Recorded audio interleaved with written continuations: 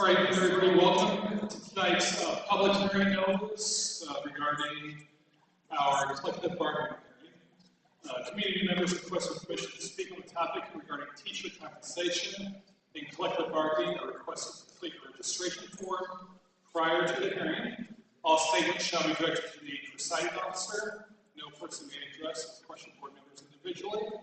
Any questions on personnel should be directed to the superintendent by contacting his office. No participant may speak more than once, are limited to 3 minutes, and may not pass the way to another participant. First thing on the agenda is to adopt the agenda. Can I have a motion? I got a motion from Mr. DeMeyer. Can I have a second? Second by Ms. Smith. Is there any discussion? All those in favor of adopting the agenda, please signify by saying aye. Those opposed, nay. That motion will pass 5-0. We have no action items, so our next item is a recommendation for the collective bargaining hearing. At this time, in accordance with Senate Enrolled Act 390, the public hearing of the New Prairie Classroom Teacher Association and the New Prairie United School Corporation is now open. We will now take public testimony at this hearing pursuant to Indiana Code 20-29-6-1A regarding teacher compensation and collective bargaining. We have nobody signed up. Do we have anyone who would like to speak on this topic? All right, since we have no one that wants to speak on the topic of collective bargaining and teacher compensation, is there any further business from the board? Since there is no further business from the board, the collective bargaining hearing is now closed, and we will reconvene at 5:55 with our special board meeting. Thank you.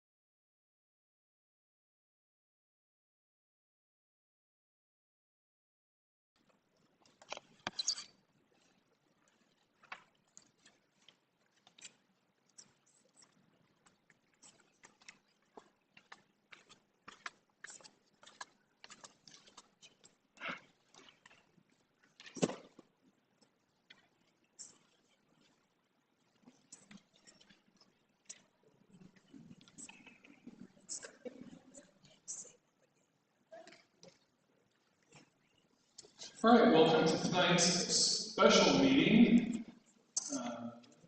The school board recognizes the value of public comment on educational issues and the importance of allowing members of the public to express themselves on corporation matters. Community members requesting permission to address the board are required to complete a registration form prior to the motion to approve a specific agenda item. Individuals will be permitted to speak to a specific agenda item before a vote takes place. All statements shall be directed to the presiding officer. No person may address or question board members individually. Any questions on personnel should be directed to the superintendent by contacting his office. No participant may speak more than once, are limited to 3 minutes, and may not pass their minutes to the participant. First thing on the agenda is to adopt the agenda. May I have a motion, please? Got a motion for Mr. Shale. Have a second. Seconded by Mr. Godich. Is there any discussion? All those in favor of adopting the agenda as presented, please signify by saying aye. Those opposed, nay. That motion will pass 5-0. Next up are consent items. Have a motion to approve consent items, please. Got a motion from Ms. Smith. Have a second. Second by Meyer. Is there any discussion? All those in favor of approving consent items, please signify by saying aye. Those opposed, nay. That motion will pass 5-0. We have no action items tonight, so is there any other business from the board? All right, before we adjourn this meeting, I do need to acknowledge that we recently received notice from the Indiana Department of Education in regards to teacher compensation and the 2025 funding floor. Pursuant to Indiana Code 20-28-9-28, school corporations are required to expend an amount for teacher compensation that is not less than 62% of the state tuition support distributed to the school corporation during state fiscal year 2025. Newport United School Corporation exceeded this amount by expending 64%. Furthermore, Indiana Code 20-40-2-6 requires school corporations to make every reasonable effort to transfer not more than 15% of total revenue deposited in the school corporation's education fund to the operations fund during the calendar year. New Prairie Schools education fund transfer was 13.04%. However, pursuant to Indiana Code 20-28-927, school corporations to experience an increase in tuition support, such as New Prairie United School Corporation, from fiscal year 2024 to fiscal year 2025 are required to expend an amount equal to or greater than fiscal year 2024 expenditures for full-time teacher salaries, plus the lesser of teacher stipends distributed in fiscal years 2022 and 2024. Although during the 2024-25 school year, an increase in salary was given to our classroom teachers who had 1 year or more experience, New Prairie United School Corporation did not meet this criteria. For further information regarding the funding floor and the shortfall, you can go to the NPUSC website of the school board, click on current documents to read the notice from the Indiana Department of Education. And since there was no further business from the board, this special meeting is adjourned, and we will reconvene in 1 minute at 6 o'clock.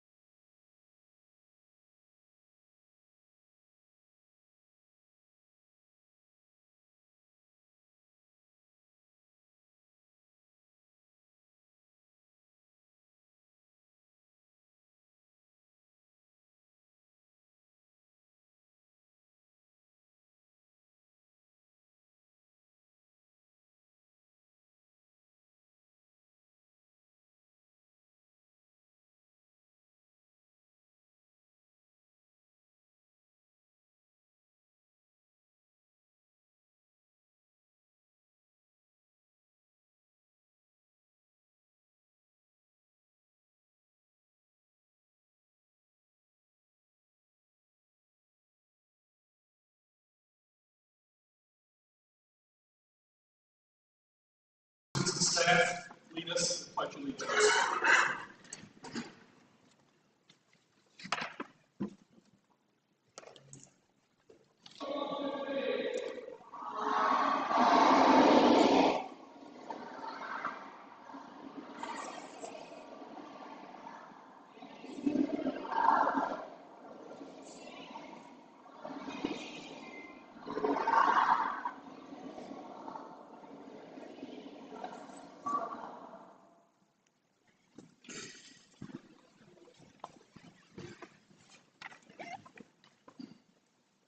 All right, thank you to Mr. Burden and the staff and students at Owen Prairie for recording the pledge for us earlier today.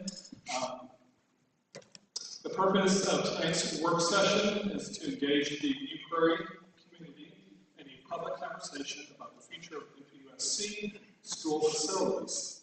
The focus of tonight's presentation will be placed on Olive and Prairie View Elementary Schools due to the possible future housing developments in Olive Township connected to the economic development in that area.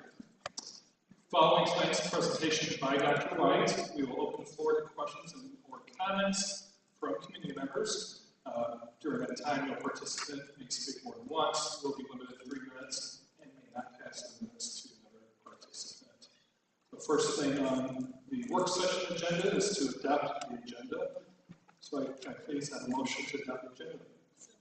I got a motion from Ms. Smith. Can I have a second? Seconded by Mr. DeMeyer. Is there any discussion on tonight's public work session? All right. All those in favor of adopting the agenda for tonight's work session, please signify by saying aye. Opposed, nay.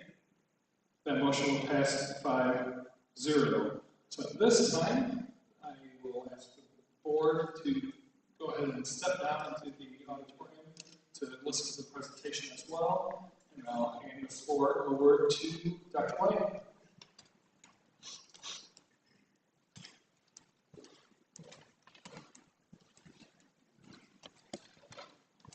Okay, good evening, welcome. Before we dive into this, there is a handout with at least the key information available. If anyone is interested in that and doesn't have one, if you want to just put your hands up and we will bring something around to you. If there's anybody. No, I think we're good. Okay. All right, so welcome. We appreciate you joining us tonight. I know it's a beautiful evening. We've got volleyball going on. So we appreciate your time and engagement. Also want to welcome anyone that's watching us at home. So what our goal this evening is this is our first of 3 public meetings that we're going to be running the same presentation all 3 times. This particular meeting has been posted as a work session. The one key difference with that is that we'll probably give the board the opportunity to ask questions and make comments first, and then we'll open it up to an informal Q&A after that at the end. They're seeing this information for the first time in totality. They're, of course, aware of all the different pieces, kind of in different aspects, but in terms of putting it all together, they're seeing it for the first time this evening as well. A few other announcements that I want to make before we kind of dig into this. So the goal tonight, a number of community members, particularly in Olive Township, have raised this question either to myself or members of our school board. With the economic development in St. Joseph County, in Olive Township, and the likelihood of housing growth within Olive Township, the question has really been posed multiple times. What does that look like for Olive Elementary? It is fairly well known that of our 3 elementary schools, Olive is the most populous in terms of students. And there's been a natural question that has been raised in terms of what does this look like? What does the future look like? Are we going to end up having our property taxes raised? Are you going to ask us to add on the school? So we wanted to just give a very straightforward presentation tonight on what the current reality is regarding our enrollment, our per building enrollment, our building utilization in terms of numbers of classrooms that are available at elementary schools and are currently being used. What we know of at the moment in terms of sort of confirmed housing development in Olive Township, and just put out as much factual information as we can. And then also discuss some possible options. I think it's key to remember that the potential impact on the school system with the development in Olive Township, it is not tomorrow, it is sometime off. So at the same time, we were interested in getting this information out there and starting a community conversation and trying to get out ahead of it. And also, as you'll see, we're going to share a couple of different possibilities as to how we could respond as the potential development occurs. And nothing has been decided. In all seriousness, there is nothing that is like set in stone, or we really have made a decision, we just kind of want to steer the community a certain way. That couldn't be further from the truth. So part of this is we want to really get input about some of the possible scenarios. At the end of the presentation, you may have noticed a QR code on the front. There's a community survey that will be available throughout the fall that we're going to be gaining in critical real-time information about your thoughts and reactions to some of the different possibilities that we're going to put out there. And I think in terms of, and I guess the other thing that I wanted to mention, the information I'm going to share tonight is all verifiable. Really in one of two locations. The Indiana Department of Education has a data center area of their website. When we start looking at enrollments in our district or different elementary schools, or talking about transfer students and in-district students, it's all verifiable, and you'll be able to check it out yourself. And then the Indiana Gateway site is a financial site where taxpayers can look up information about government tax units and entities. And we're no different. So you'll be able to check that out there. And then the last thing that I think is critical to say, I'm going to throw out a couple of possibilities when we get to the end of the presentation on what we might do as a school system if we have a lot of in-district housing growth in all Township. I want to make it clear that the ideas that I'm going to share at the end tonight are my ideas and mine alone. The board hasn't made any decisions. No one is. It is just my thoughts after being here 10 plus years as what we could look at. We're going to talk about what it looks like if we have to add on to Olive and some of the issues there. And then I'm going to throw out another idea or two that doesn't have anything to do with adding on to Olive. That again, my ideas are key disclaimer, they are not the school board's ideas. We could get done tonight and you all could stand up and say, you're out of your mind, no way, and that's what you put on the survey, and that is okay. All right, I think that's probably good for disclaimers. So let's dive into this. If I can get this thing to work.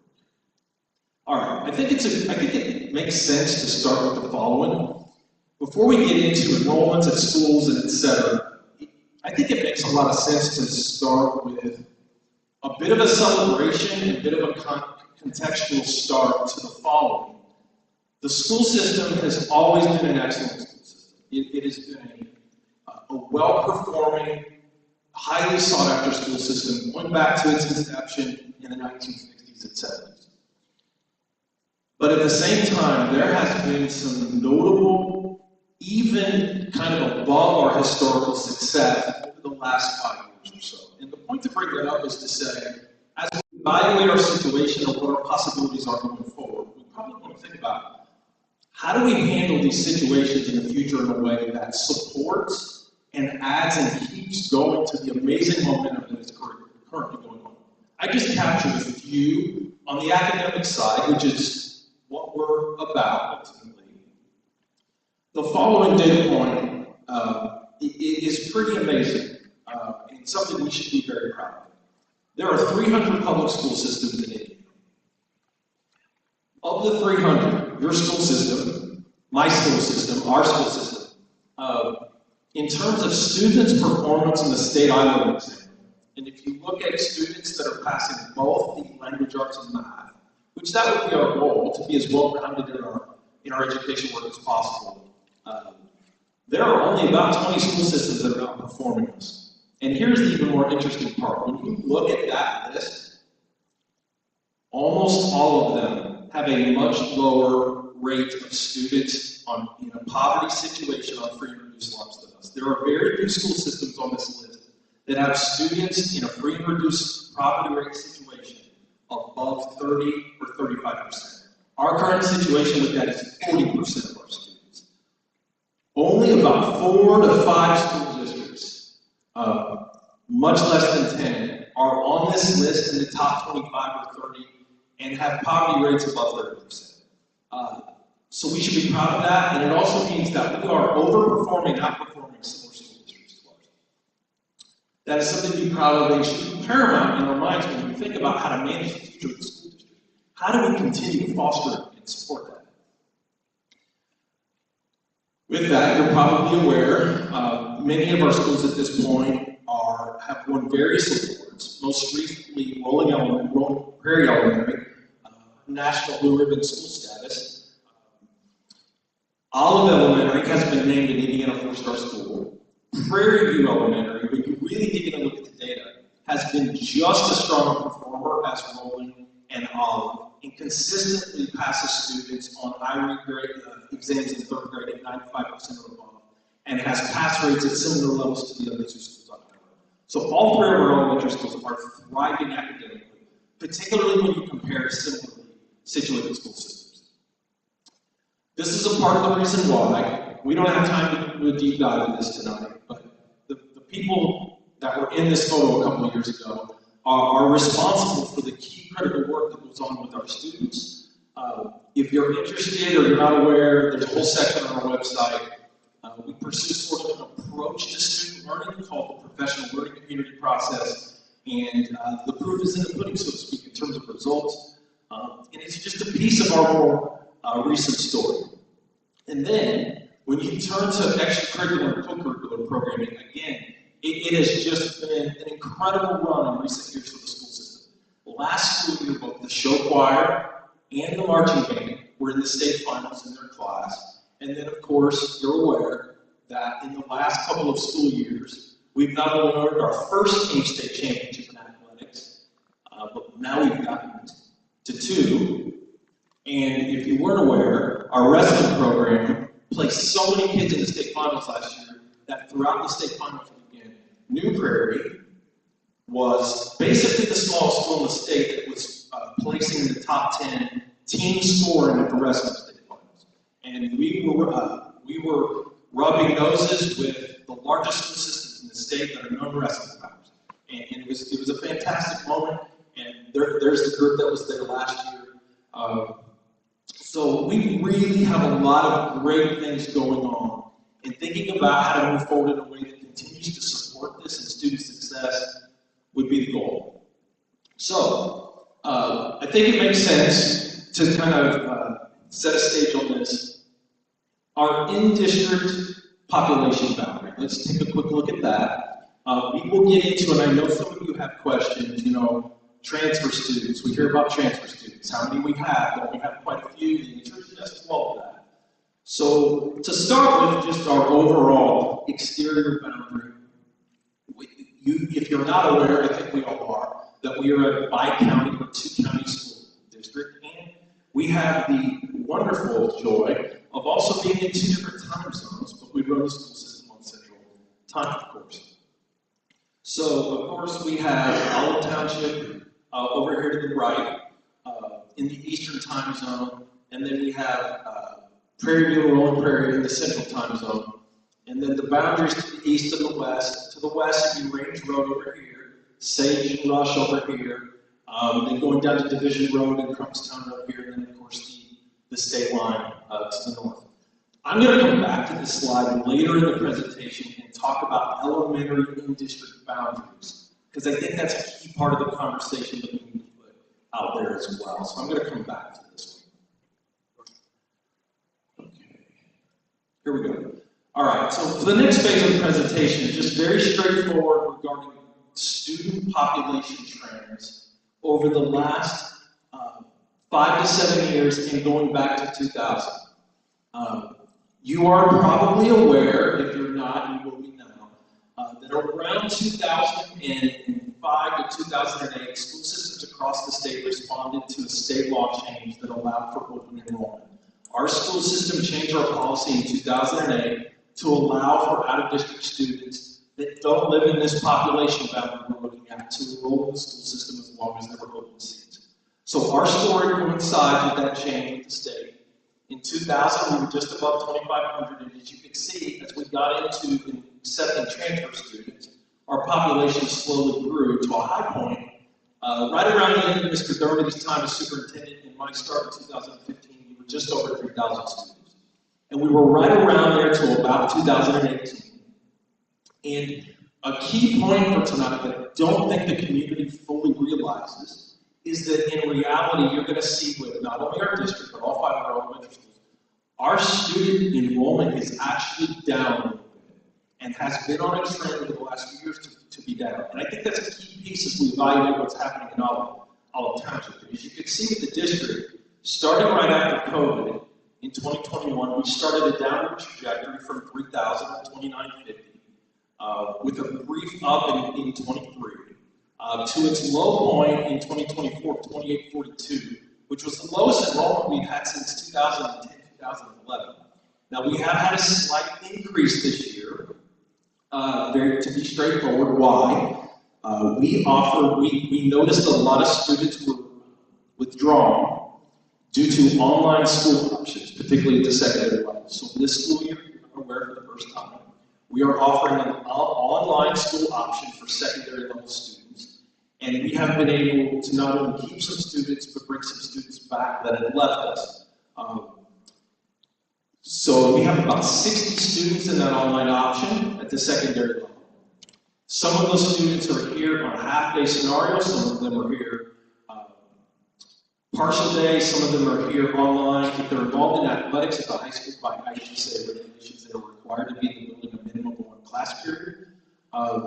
That was a decision that we drug our feet on. We did not really want to go that route like some other school systems have, but came to the conclusion last year, really getting into this data, that it was a trend that there were families in our community that wanted it, and we felt like we had no choice but to put it out there and try it, and we've seen a positive response. So that, we were down at the retreat, what happened? That online piece is a piece of that story, there's no question. So I wanted to share that. So as we go through each of the 5 schools, you're going to see that they all have the same basic trajectory. So over the last 5 years, the district is down 3.5% enrollment, and that's with the little bit of uptick with the online school option available.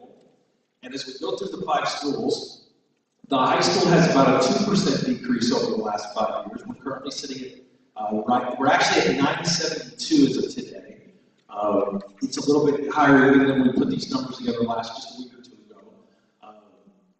And as we go school to school, the middle school is currently at 664 and was over 700 5 years ago. 7.5% decrease over a 5-year period. Rolling Prairie is seeing almost a 6% increase. We were well into the high 400s. In my early years here, you can see it's slowly gone down over time. Same thing for Prairie View. Prairie View, high point 350 in 2010, and it's hovered around 300. The percent decrease in Prairie View may be the lowest of the 5 schools. It's been a little more stable at that 300 range. 2% decrease though over the last 5 years. Olive has seen almost a 7% increase, and so that question we've gotten from the community: what are we going to do about Olive? What are we going to do about the enrollment increases that are coming? It is critical to know that in reality, our population is down at Olive. And at that high point, 16, 17, we were over 500 students. You can see there's just been a slight decline. And then this fall has been the lowest enrollment we've had at Olive in a while. On that point, kindergarten enrollment at Olive is the lowest we've seen in a long time, 54 students right now. And we had over 80 the year before. We have seen a kindergarten enrollment decrease at Prairie View over the last 2 years as well, and it appears to be connected to a regional birth rate decline. And other school systems in our area have seen the exact same trend. So as community members are concerned, a quick, important first thing to note would be, because of the short-term enrollment decrease, one option that we have is that we don't need to do anything quickly. We don't necessarily need to panic or rush into anything, because we have some spots that have opened up even recently at Olive. Now, there are pockets of difference. 4th and 5th grade at Olive the class sizes are in the high 20s. Rolling Prairie is in 4th and 5th grade. Even at 5th grade is actually 30 students or 31. We have the same issue at Prairie View. So there are pockets where the class size is higher than we would like. So even though there are overall declines, there are certain grades where you see pockets where it's higher. We have less availability. But certainly in recent years, kindergarten, 1st grade, we have seen a decline in enrollment, and that should be factored in to the process. So, okay, so back to the overall again. Overall, about a 3.5 decrease over the last 5 years. So I think that's key piece number one to sort of bring to the table the conversation. Okay, so the next place we're going to turn is transfer students. This is a question that I get often when I'm in the community. So there is a report on that Indiana Department of Education data center where you can look at all this yourself and pull spreadsheets by year. So as you can see, in the early years of our out-of-district student enrollment, we were about 200, and it's just been a slow increase over time to a high point this fall of 762 transfer students. So you're probably thinking to yourself, wait a minute, if our transfer students are going up by that a degree, you said the district enrollment was declining. How could that be if the transfer students have risen to such a level?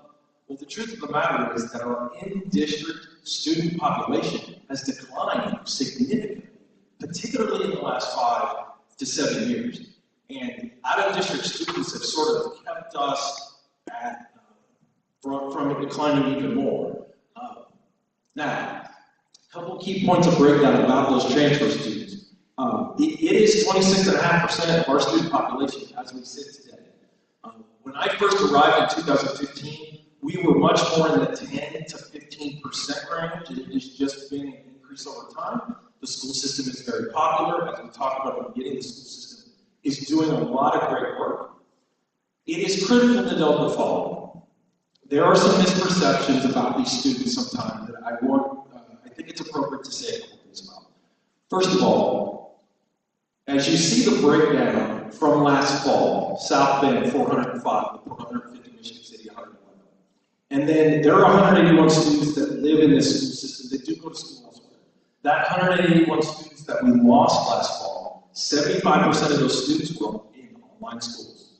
And most of the school that we do lose students to is LaPorte. We lost about 75 students last year that live in our boundaries to LaPorte. And the rest of it is mainly online schools.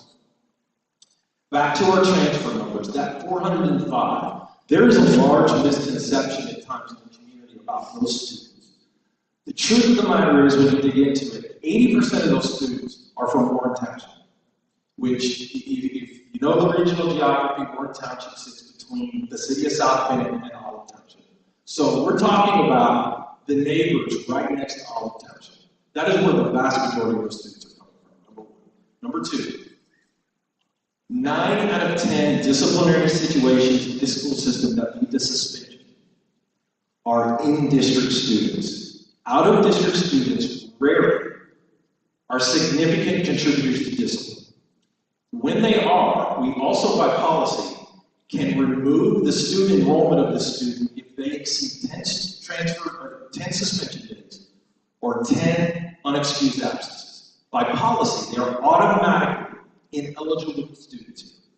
That expectation alone, and the reality that transfer students do not have access to our school bus transportation in terms of getting to school and back every day. Families that come here on transfer status, they make a commitment. They got to get the kids in. So between that and the expectations, we rarely have issues. We have issues occasionally, but frankly, more than not, in-district students are where we find most of those issues. And if we went back to those photos at the beginning of the marching band, the show choir, those athletic teams, transfer students are all over those photos and have made a significant contribution to this school system. So as we get into this community conversation, I would caution us to sort of like be of heightened negativity or concern about the transfer students. And some other factors on that, even financial, that I'll get to in a second. There's just a bigger story and conversation about the transfer piece that I think we need to fully understand before we look at some of these options. Okay, so now you're probably wondering, okay, but I want to know all of the Prairie, right? So let's go to that. So, like the trend-listed ride, it's not that much different with all of them.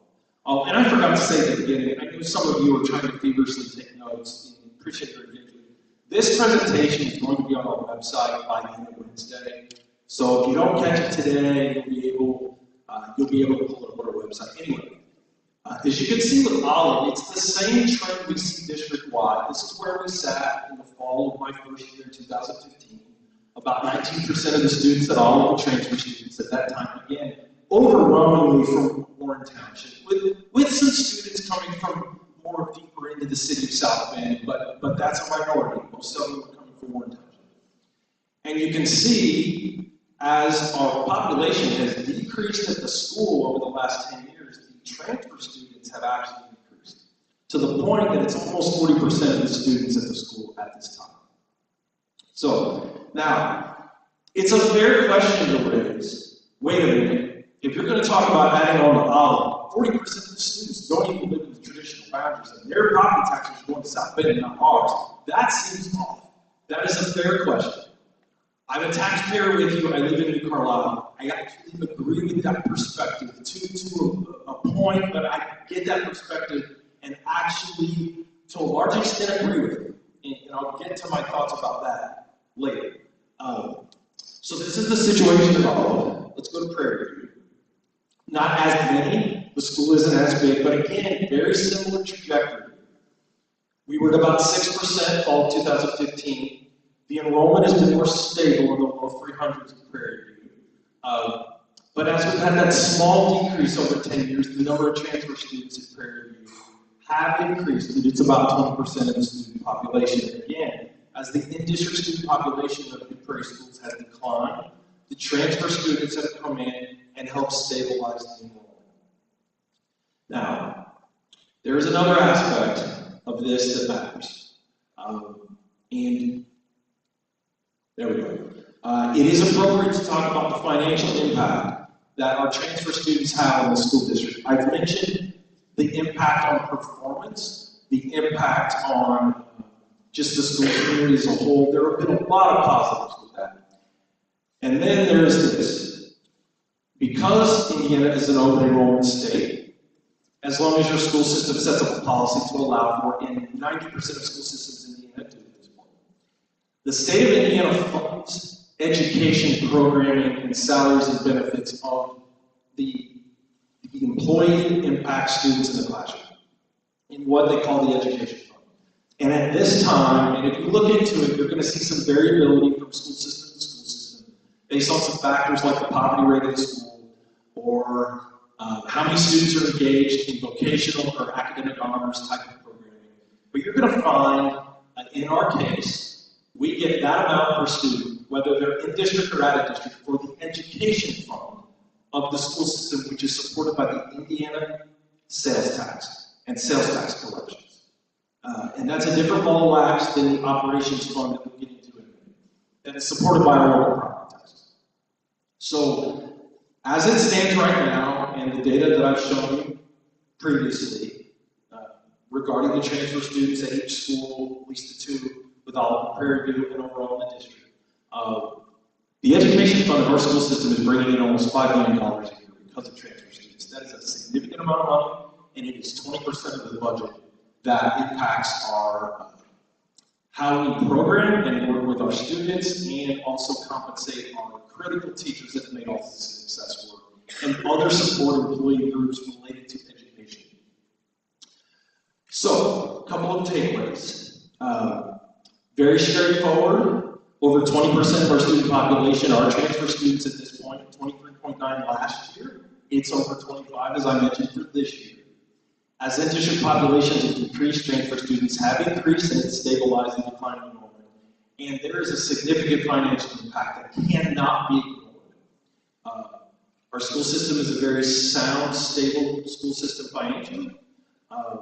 And this is part of the reason why, if you look at New Prairie's financial history over the last 20 years, it has improved and been significantly impacted and supported by this. So my only point for tonight is to say that the transfer student situation should be factored into what we talk about going forward. And what I'm proposing tonight is that it isn't a negative thing. It's fair to be concerned about it. How does that impact my property taxes? That is a fair and legitimate question you should ask. But conversely, ask it with the full picture in mind. This is not something that we should take lightly or ignore. This is a big deal in terms of the budget impact of the school system. Okay, let's keep going. All right. Now, the next two slides, I'm getting to, okay, all right, so what is the story of Olive and Prairie View? You brought up Prairie View. Why have you brought up Prairie View? I thought this was about Olive. Well, here we go. So, in terms of Olive, 453 students currently. We've run closer to high 400s over the last 10 years. At the moment, we have approximately, we have 2 classrooms available at the moment. So again, if we have some in-district growth, we do have some opportunity at all. It is not like there is no space left. Now it's tighter, it's getting closer. So in terms of a utilization of classroom rate, what we're putting out tonight is 90% of the classrooms at Olive are being used for classroom growth. There are some other classrooms here that certainly are used by support staff, etc. But for this calculation, I tried to count, okay, rooms we can actually put 25 kids in for grade 2 or grade 3 or grade 5 or whatever. And for that purpose, we have 2 available. So there is a little bit of flexibility as we look at the future of the school system. Now, in the case of Prairie View, there we go. All right. Now, you don't know, both Prairie View and Olive are exact replica buildings. They were built at the same time. It's been about 30 years at this point, right? So both buildings are replicas, and obviously with Prairie View having less students, we have more classrooms available. At present, 10 of our 28 classrooms are unused. So 35% of the classrooms are unused at Prairie View at this time with those 300 students available. And as we get into this community conversation about what are we going to do if there's a bunch of housing development, etc., and people are worried about it and add on Olive, we're going to raise our taxes. I think it is a fair and necessary thing to bring up that this is where we stand in terms of building utilization at Prairie View. Both buildings are beautiful. They've been amazingly maintained over the years. Our facility and maintenance and custodial people are wonderful. They take amazing care of the taxpayer-funded facilities here. And there are open classrooms at Prairie View. It's just as simple as that. So, okay. Now, I want to spend a minute. I mentioned the education fund, supported by the Indiana sales tax, that impacts educational programming.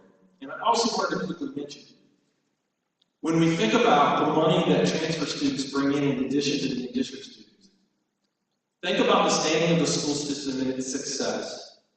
And one of the things that we've been able to do is we provide programming at a level that's pretty close to equal to a larger school system like a LaPorte or a Penn. Start naming programming that we provide, like here at the high school. Robotics, HOSA, a pre-nursing program. I'm sure I'm not thinking of all of them. Engineering, a pre-engineering program. The financials that come available because of our enrollment and because of those additional students that come in from outside of our boundaries, we should not underestimate the impact on the ability it gives us to be aggressive and put programming out there at a level of larger school districts. Do we maybe have as many teachers as the larger school districts? Of course not. But can we put out similar programming and put out just as good of an experience? Absolutely, and we have. And that should be everyone. All right, the other reason I have this slide. These 4 pieces below, so our local property taxes do support the school system regarding what the state now calls the operations of the school system. And that would be equipment maintenance, energy savings, the salaries and benefits of operations employees. School bus drivers would be, I see we have a few of our school bus drivers here. Thank you for being here tonight. They are supported by that fund in our local property taxes. They do amazing work as well. And we know the job has been made so much more complicated by the construction, et cetera, and they've been just so meaningful in that regard. If you think in terms of anything regarding taking care of the buildings, that all comes from our operations fund. The purchasing of new school buses or the maintenance of the buses, the fuel for the buses, anything related to transportation is covered by this local taxpayer supported fund.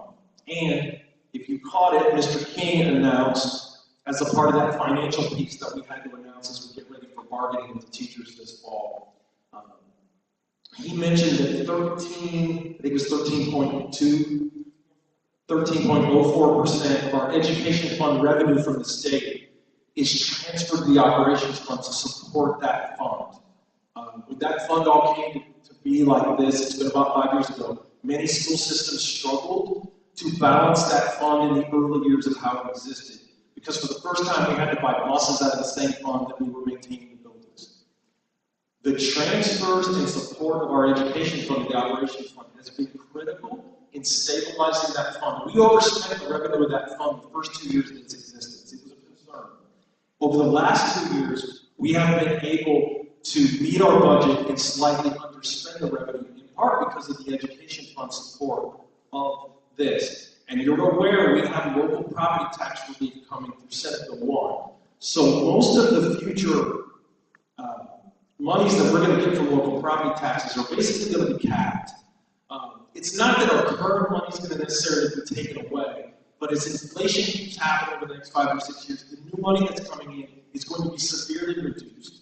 So that education fund support is a critical part of this, again, back to that budget piece and the transfer students. Now, your question you already know. Okay, so you're saying a lot of these kids come from Warren Township or they come from South Bend, Michigan City, Newport. Their local property taxes are going to those local school systems? And the answer is yes. At this point, that is in fact the case. And that's probably part of the community conversation as well. It is accurate to say that those families are not supporting the operations of the school system like they are the education program. That is a fair thing to say. So I wanted to make sure that was covered and understood. Okay, so let's get into what's happening now and where this might go. I'm not going to read every part of this. You're very aware. You deal with the traffic and the impact of the community every day. You're aware, of course, of the Amazon development, the battery plant development, all of those things. And kind of the community question has been, how is this going to impact the school system long term? What is this really going to look like? We don't know for sure, but there's a few things starting to play out that it's definitely worth bringing up and talking about today. So, we just wanted to mention that as those businesses are coming into Olive Township, they are in TIF districts, so a good portion of that revenue and taxes that they're paying are going to that TIF to support the infrastructure of that area. It's not to say that those entities aren't paying anything locally to the school system, but a good part of it is routed to the TIF piece, so that should be kept in mind. And then that third bullet point at the bottom really transitions us into kind of why we're here tonight. The background information is necessary and good, but then it needs to, and we're aware of some early confirmed housing development that is in the works for Olive Township. So, I said I was going to come back to this boundary map. So here's why. So over the next 5 to 10 years, it is possible that we may see a student increase for the first time in a while of in-district student population growth. We've heard some projections of 5 to 10%, as we're anywhere from 2,800 students to 3,000. Would that mean another 150 to 300 students to the school system? It is quite possible. It is not coming tomorrow.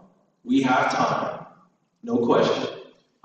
It is possible as this plays out that it might press Olive Elementary and its resources and building as we see this play out. Now, also with what's up here, I'm going to mention the following. Our elementary boundary lines, as they are at this time and have been for a number of years, going back to the 1990s. We have 3 elementary schools and 3 boundary districts. So the green in the kind of southwest corner, that would be Golden Prairie Elementary's boundaries. Now, do we occasionally, for extenuating circumstances, allow an in-district family that lives at Golden Prairie to go to Prairie View?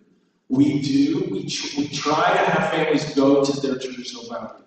We do occasionally agree to what we call an intra-district transfer if it helps balance and stabilize class sizes, or if the extenuating circumstances to such a degree that it just makes sense from, working with the family to if we can work it out. But by and large, that green area would be our boundary area for Rolling Prairie.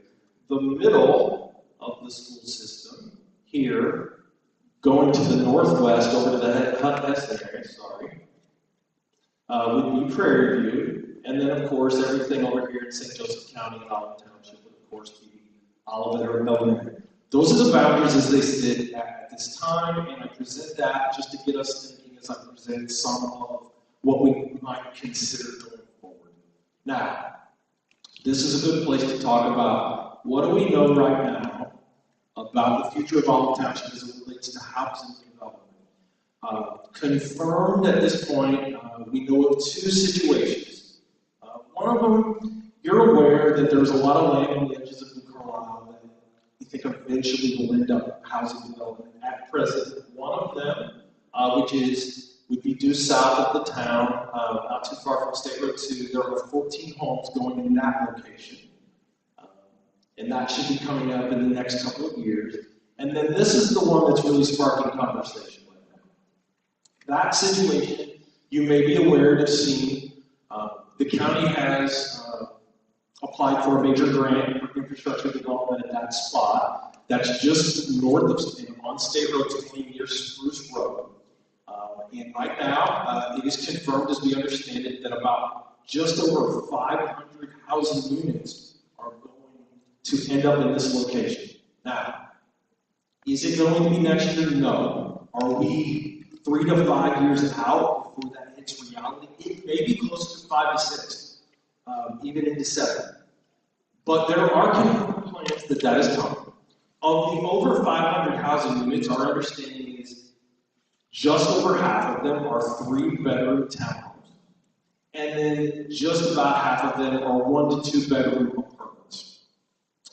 Just a conservative estimate as that comes to pass, you would think those 3 bedrooms would bring more school-age children, but if you conservatively said maybe 25% of those housing units will bring school-age children to the school system, that would still be potentially 100 to 200 students. Of course, that'll be K through 12. They won't all be elementary kids. But in these situations, sometimes you tend to see more elementary kids in new housing developments as families. I would think particularly some of those 3-bedroom aspects. So it's a ways off, but that development is definitely going to put some pressure on our situation with all of elementary and as we currently have the situation. And we had a star of potential, and to show that this is a moving target. It was our understanding as we started to prepare for this last spring and summer and put out information. We were also told that Samsung, with the battery plant, was interested in some housing and some land in Olive Township for their future workforce. But we've recently been told that that has changed, and that situation is likely going to happen in south of the Mishawaka area. So at one point we had a blue star out in Olive Township for that situation, but we've removed it based on the latest information that we have. So even that has changed, and just in terms of okay, so that might bring a little less pressure in this situation if it stays that way. So it's important to know what do we know in this time. Okay, I'm going to go ahead and introduce this. If you're not aware, we have a staggered sort of school times for our online schools. At this point in time, this is a major need and help for transportation, as it's become harder to get school bus drivers. Like many school systems, we've had to adjust. We didn't like doing it, some of our routes are longer. And many of our drivers would drive in the or middle school, high school routes, and then they can turn around and drive again for the Prairie View rolling piece. Now, these times are all at Central, you know this. So we kind of have this staggered piece. One of the reasons we see more transfer students applying and getting into Olive is because of this school start time. It is a more advantageous school start time for students that live in the Eastern time zone. This is 820 Eastern. It is kind of more of a, so when we talk to transfer families, Ward Township, West Side, South Bend, what have you, over by the airport, and so tell us about this time zone. We're worried about that. So we explain it, and they're like, okay, wait a minute. So you're saying that all starts at about 8:15 my time? And we'll say, yes. And they're like, oh, that's not that bad. Now, and since I've gotten into this, we often, particularly with class sizes that all get uncomfortable, we will try to engage transfer families in a conversation about Prairie View. As I said before, Prairie View is a high-performing school that is doing just as well as the other two elementaries. They sometimes don't get as many accolades, but it isn't because they're not doing just as well as they are.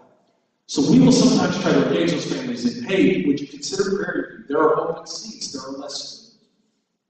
And often we run in, they're not against it, but when they find out the time, 8:40 Central, which is really 9:40 Eastern, we often will find that those families, they'll go, well, we'll just wait on an opportunity at all. So I just want to report that. That should be a part of our thinking and a part of the conversation. So, okay. Now, the impact of all this and the potential future. So, two possibilities that I'm going to share with slides, and then I'm going to throw out a couple more that aren't slides, not necessarily. And again, we're getting to the phase that I'm going to present some factual information, but we're getting back to that disclaimer of I'm speaking for myself. Okay? If this is nothing the school board has come up with, all right? Key point. All right. So if we do nothing and this all presents itself, I think we've already kind of established that we could get in a bind with all of its resources. So I'm going to fly through this for the sake of time. And would it get to the point that if we don't think about a workable solution, could we lose some students? Could we lose the impact of the educational experience? It's entirely possible, and we want to avoid that. It's much possible. Okay, so this thing doesn't work near as well as people in the room. When I was in here last week, there's nobody in here. We're fine. Okay, there we go. Okay, so two possibilities that we'll bring up today. And I'm going to tell you this first one. I don't like it, and it is not something that I recommend. And I'm actually going to recommend tonight to the board, to our school community, that we avoid this one as much as possible. So the point of this meeting is to not get you out on the olive. I'm actually going to try to steer this community conversation in the direction of how do we avoid adding on the olive. To that point, I'm not going to go into a deep dive in it tonight, and we're going to go into the board where we're at olive at the end of this month when we run the same meeting there. So there's some numbers up here, estimates. If we had to add on some classrooms for a full wing, and they're not pretty. I mean, $3.5 million for 45 classrooms, $6 million for what? And I'm just, again, deeper dive in the word on. But first of all, we're landlocked at the school. We really can't go west or east. If we go north, you know there's significant problems that come with that. We have a thriving Little League that relies on these fields that are part of school district property. And if we just go out of the north, we have to move the parking lot. We disrupt that program big time, and they don't have any answers for it. That's a major problem, particularly when you look at baseball as a thriving extracurricular activity in our community. To the south, we have different problems to the south, and they're largely infrastructure related. So our deliveries happen back here. This is the playground. This is a retention area for wastewater, stormwater management. Our cafeteria is here, our kitchen is here. If we add on back here, it is not as simple as adding 4 to 6 classrooms. There are significant concerns with the infrastructure of the building, particularly the kitchen and the cafeteria. Likely, and we're going to have some people at the meeting on all of the 22nd that can speak with depth about this. But if we added on to the south, we likely would have to relocate the kitchen and the cafeteria and put classrooms where those places are at significant additional cost. And we'll go into the why in the next meeting. Again, not good scenarios, and if there are things that we could do to prevent this day, I think it's probably all in our best interest to look at all of those avenues. All right, so there's a little bit about that. Now, again, back to disclaimer. Paul White's thinking, right? All right, I think something, and I've not taken this lightly. I've been thinking about this for probably 2.5 years. And I just think it's fair to throw it out as an idea in a community conversation. As we think about all of this, and we think about whenever this in-housing growth to Olive Township shows up, we could look at situating the city in a way that would take advantage of the underutilized space at Prairie View and the classrooms at Prairie View. We could look at a situation, there are a couple different ways we could do this. And the survey at the end you're going to see, we're going to ask you your thoughts on all kinds of options. One thing we could do is we could simply look at the start times of the school. We could look at moving Prairie View to a start time that's closer to Olive. Now, because of transportation, we have to flip one of the secondary schools and move it back so Prairie View can move up. That would be a reality with our transportation. We could do that and see if that balances our enrollment as in-district kids come in to the school system. We could get more transfer families from one township of South Bend to go out to Prairie View.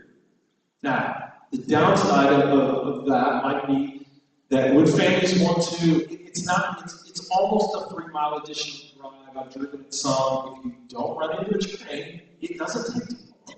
But you do that sometimes. And so you're laughing because you've all lived it. It never fails. When I need to go to Prairie View, I'm in a hurry. That's what the train goes to every single time. But when I'm in no hurry, it's never true. I don't know. We could look at that. We could also look at a scenario where we look at the elementary boundary lines. Do we consider taking Prairie View and making it a T and incorporating the northeast corner of Olive Township into the Prairie View boundaries? And as that new housing development eventually shows up, which is in that northeast corner, do we look at changing the boundaries and having those new students go to Prairie View to balance our enrollment? That is a possibility that we should take a look at. Now, a couple of things about that. The immediate thought would be, wait a minute, I live in northeastern Olive Township. I am Olive Township through and through, and you're telling me that I may not get to send my kids to Olive Elementary, that my township named after it said. The truth of the matter is, at this time, we do not have very many students at the elementary level in this northeastern corner. It's about a dozen. All of those kids could finish it off. Those families the board could look at different scenarios with how this worked out, that those families could potentially stay at Olive. There aren't that many kids from the northeastern corner. They would not need to be disrupted. One scenario is we could look at something related to a future date. All new enrollments, K through 5, starting August 1st of 2028, 2029, 2030, in this corner, would attend Prairie View, and then we take this boundary and we do this and we make it a team. That is a possibility. I will admit personally, I think that's a possibility that we should take a serious look at. And it would protect taxpayer funds, and it would be a way to delay or avoid any conversation about having a college. And it could help balance our enrollment. We could look at any combination of the factors, the school time, the boundary lines. We have, over the years, looked at grade level maximums.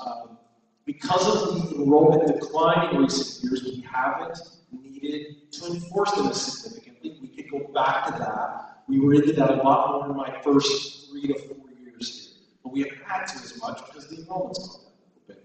We could get back to that.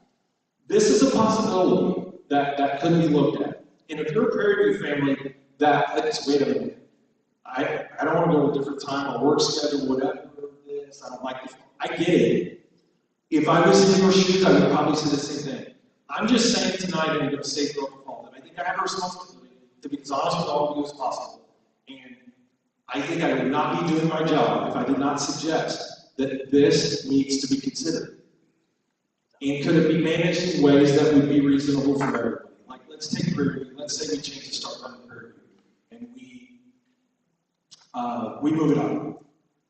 Maybe we offer some after-school programming to support what's already there through the Boys and Girls Club to help families that, wait a minute, I hear you, but I work until this time, so if you move up period reduced time, I can pick them up. Maybe there's some after-school options that are available for families in that situation. These things like that. Or maybe you think that's a really bad idea and we shouldn't do it. And there's going to be a lot of input opportunities that you can suggest that. Now, a couple other things that I will, and we are almost done. I've had a few people mention, have you considered grade level centers? And I don't have a slide for that, because I'll admit it, I'm not a fan of that idea. Grade level centers, if you don't know what that's about, that would be basically saying all of this from like K1, period 2, 3, rolling period 4, 5. That is really hard on a family because you're moving every couple of years. I've seen school systems do that. My previous school system in Southwestern Indiana before I came here did that. And I will admit, I wasn't on board. I think that's tough on a family.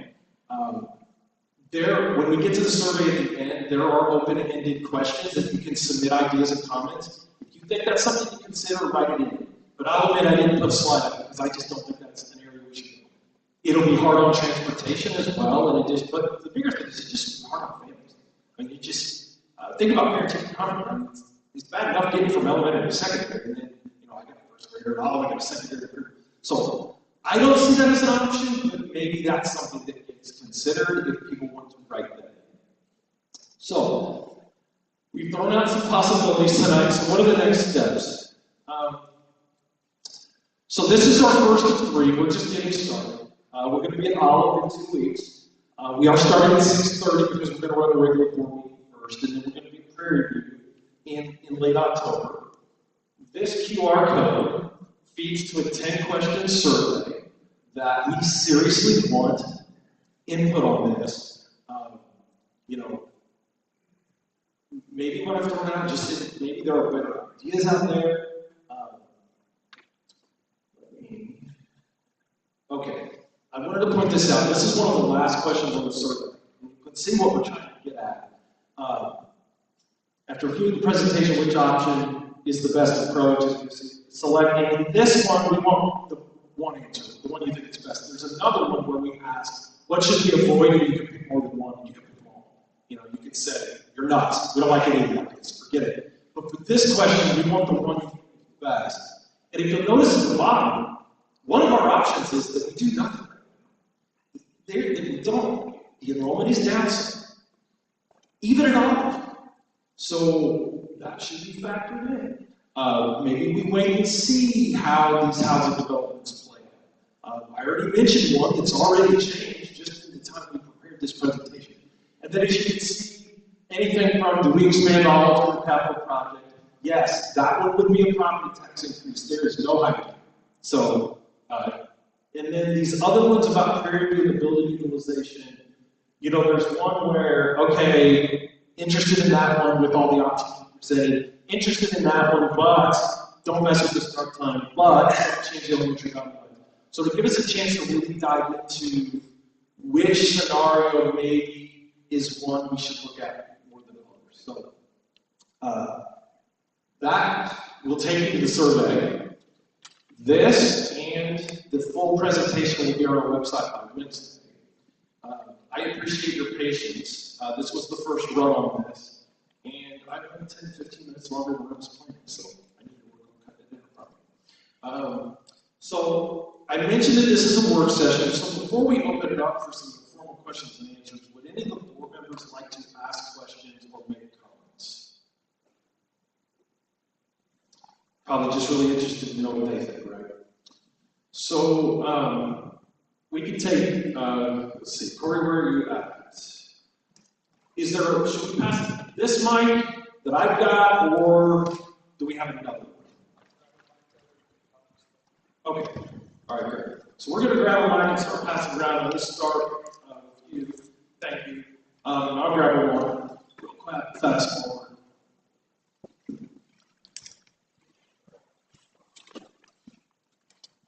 Give me 1 second. I got to turn it on. Sure. Or I can talk loud enough for everybody to hear. Maybe we don't need to. I do that on a normal basis for several things. Go for it. No, I just wanted a couple of things. Just for your presentation, you talked about the capacity of the schools. You may want to put in there an actual number of what your expected capacity. You see you're at 90%, at 65%. What is that 100% mark so you know? I come from the manufacturing community, and a lot of times, you know, your option 2 should be your option 1. Taking a play from the playbook of manufacturing, I have to utilize first shift, second shift, third shift, and your option 2 is right on with that you have to fill your shifts before I could put in another manufacturing line. And that's kind of what you pointed out, and that's always the first go-to is changing that boundary, utilizing the capacity in the other buildings before you start to expand and then asking money from the community. So those are the 2 things that I wanted to throw out there, that's really should be option 1, and then it might help out with if you put in there what that capacity or expected capacity that really Olive can only handle 506 kids. Rolling Prairie this, and you did leave out Rolling Prairie. What is that effect on Rolling Prairie versus the other 2 as well? Because that is our whole district, and that'll probably have to be utilized at some point as well. Thank you. Good point. We can definitely add some info on the utilization at Rolling Prairie. That is, and then in terms of that is a good idea. In terms of having, we could add a slide or 2 about what is our projection of like the max students this school could take. And it's debatably between probably 530 and 550. Probably 550, and we can map that out. That's very good point. And then maybe last comment. Like the option 1 being option 2. As you can see from my thoughts, the option 2 in my mind is really kind of the option 1. The deal with the Olive and the option 1 is only from the standpoint of that's where the questions have been coming from. Like, we're worried about this, or you know, so like, point well taken, definitely. Thank you. Other questions, comments?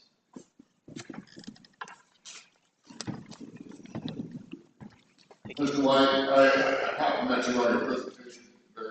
Very solid. I like it a lot. 2 questions I have for you. What is the total cost of each student in this corporation as we stand right now? When you say total cost, you're probably talking about to actually like break down, here's how much we have in a teacher, the curriculum, right? In your budget, how much is the total cost per student in the corporation? That I will admit right now is not an answer I would be able to give you exactly, but we could calculate it for the next 2 meetings. No question. Last year, how much was it? I'm sorry. Last year, how much was it? Again, same thing. I would have had it. 13,000, 14,000? No. It's not beyond that 7,000 number. It's definitely not that. But I would like to have it calculated exactly and not like do guesses. Okay. Along with that question, the money that you get for transfer students, how much of the tax loss do we do not have if all those students lived here? Oh, sure, no question. Okay. So, you know, we're us, the taxpayers, are providing buildings for that. That is accurate. That's a hard one to swallow. That is accurate. They're contributing in another way, no question, on the educational program, but you are not wrong. There is property tax loss that if the rules were different and property taxes went to the school district of enrollment, our operation fund would, you are not wrong, there's a big loss on that. Yes. If things were different on the rules. So actually that cost falls back on the taxpayers that we provide facilities for them. I compliment you on your presentation. As far as your survey goes, I'm going to throw this at you. And right now, my thoughts are no action required at this time. We're going to see how housing growth plays out because there's a lot of ifs. And also is how the TIF programs are going to impact our tax revenue here. That's uncertain. I'm sure you haven't had any factors on that. Not yet. Okay. It's very preliminary. Yeah, I haven't. But in addition to that, I put on here, be prepared to make student adjustments between Olive and Prairie View, almost like a fire drill practice. Yeah. You know, you preempted here by 4 or 5 years, I'm with you on that. But you don't know when this may happen. Right. And that's why it's critical that option to do nothing at this time.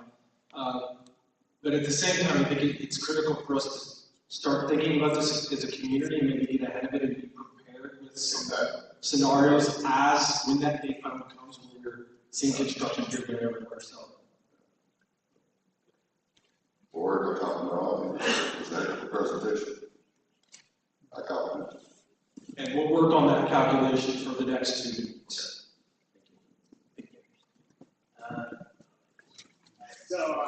I'm a graduate grade, a graduate grade, my parents were back in Tyler, UConn High School. So I'm been in the community for a long time. My boys go to Prairie right now. And I hear a lot about community, this and that, and it seems like the whole presentation is built around how can we keep the out of district kids in our schools. So as I see right now, we don't need to do anything. We're 30%, we're expecting 5 to 10% growth in the next 5 to 7 years. In-district kids, priority, correct?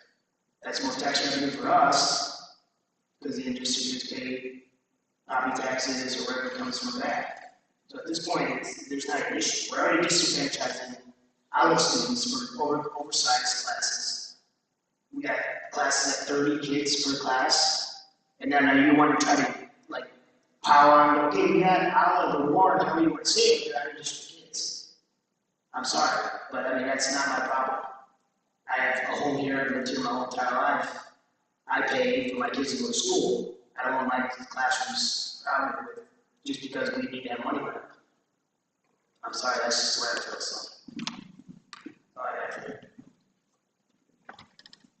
One quick point, maybe clarification on the Olive 30 students. It is accurate to say that we have had various times over the last 10 years, grades 4 and 5 in particular, where we've had 30, even 32 in a couple of instances. At present at Olive, the largest class size is 29 in grade 5. So it's a little better this year. And obviously as that enrollment has gone down a bit, we're 453, it has eased this problem somewhat at this point.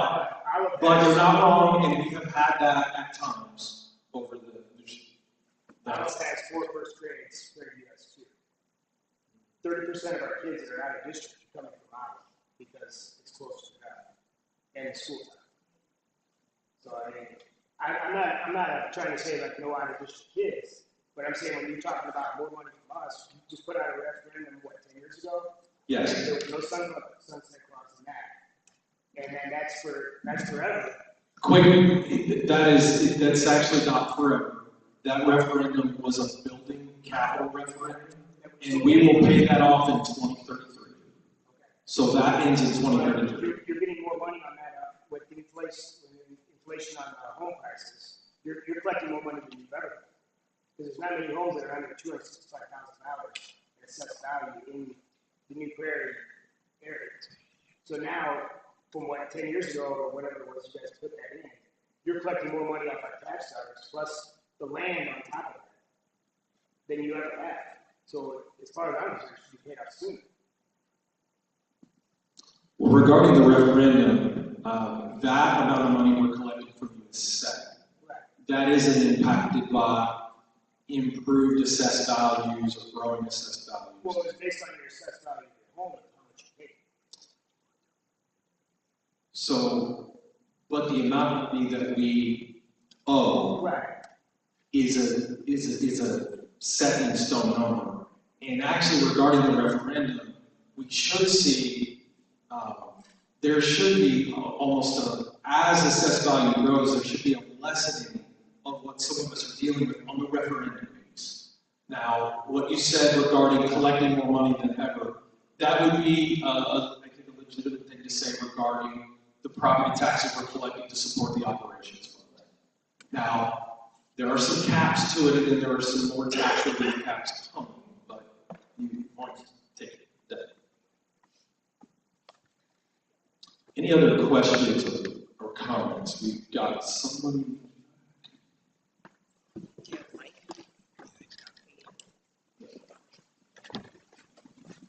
I don't really need one. I have a lot of voice. You're good. Go for it. I'm speaking as a parent, an employee. I'm speaking on the transportation side of it. I am a bus driver, so I do know a little bit more than just a parent. I don't think Prairie View moving up should even be an option. It is going to stress our transportation beyond its needs that we already have. If we move Prairie View the same as Olive, now we're putting 4 schools on one time. Even if you're moving the middle school, the high school, whatever it may be, you're going to make someone mad. But why are we moving another elementary school up when we should be moving Olive down? I quote from what you said, New Prairie is highly sought after. So if we are highly sought after, we're going to go to us no matter what that time is. So why are we bending over backwards for people that are coming to our district for our highly sought after education when they're going to come here no matter what? We should be moving Olive the same as the other 2 elementary schools because they are all the same age. They are all the same, going to the same organizations. So why are we bending over backwards for one school when it should be that school should be heading to the others? If they're the problem child, they should be working with the other schools. We shouldn't be changing for one school. And that comes with utilization as well. If you don't give them the option of a new start time and you have to worry about this 9:40, whatever start time for the start time, if you don't give them that option, it isn't a problem because they only have one option. You go to elementary school at your third at 8 o'clock. There's no ifs, ands, or buts. If you don't like that, go to South Bend, go to LaPorte, go to Michigan City. I just don't think that moving Prairie is the option. And then secondly, on the transportation side of it, if we're talking about moving the district line, that's fine and well. We have to think about the transportation side of it now. We already have parents that when we changed our bus routes a couple of years ago, they were complaining because their rides are 40 minutes to an hour. And that was not changing kids at all. That was just changing bus drivers to utilize them better. So again, the whole moving Olive with Prairie View instead of Prairie View with Olive, we're actually offering more drivers full-time benefits rather than changing Prairie View to Olive, and you're actually going to be removing full-time benefits from drivers. Because if people don't know this, you have to drive 6 hours as a bus driver to get full-time benefits. The only way you can do that is driving multiple routes. So if you're taking that option away by moving Prairie View to Olive, now you're just taking away full-time benefits from drivers. Those are things that we have to think about as transportation. And as a parent, on top of that, we're also moving the start and end times. Now you're asking, we don't want to move South Bend people, so now you're willing to move support people to South Bend times. So no matter which way you move it, you're asking parents to change their demographics of how they move and how they function every day for their work. You mentioned after-school programs. We are already stressed. There's a wait list at Prairie View for after school. Our own parents that had after school available last year do not have it available for this year. I mean, you can say that there's things available, but they're not. We're already stressed to the limits. So we need to pick our priority on in-school, in-district students first and figure out what's best for us. And now if the out-of-district wants to come in, that's their choice. That's all I have to say.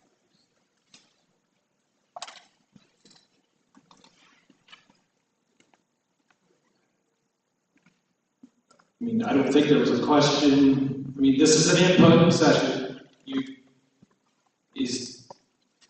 I think the only thing I would say in response to that, this is a place for you to give your input. One, I would say we're not asking anybody to do anything yet. We're putting out ideas, one. Two, I guess the only thing I am going to comment about is if any of the schools change time and the impact on drivers' ability to earn 6 hours. I know I did a flyby on this, but if any of the elementary start times changed, one of the secondary schools would have to also change So we would have a similar structure that we have now. So there would likely still be the situation we have now where drivers would have certain in sort of phase one and then certain schools in phase two. It's just the schools would potentially trade. That's so. So I guess my question would be, why hasn't it been a thought to change policy? Maybe it will be. That's the point of this. You could write that in on the survey, or that's the point of this, to take it. Any other questions, comments tonight? Anything else? One additional question, Mr. White, what's our total debt service for the school corporation right now? So that one, I'm going to also give you the exact number. At present, the vast majority of it is the referendum debt, and we have about 8 years left on that. And then outside of that, we have a couple of smaller bonds that we've done over the years, over the last 10 years, at what has been what's called tax neutral, if you will, in terms of the tax rate that we're paying as taxpayers was the same, like it didn't go up because it was issued. There were a couple of those, and let's just put on the website the exact number, so we'll get that out to you.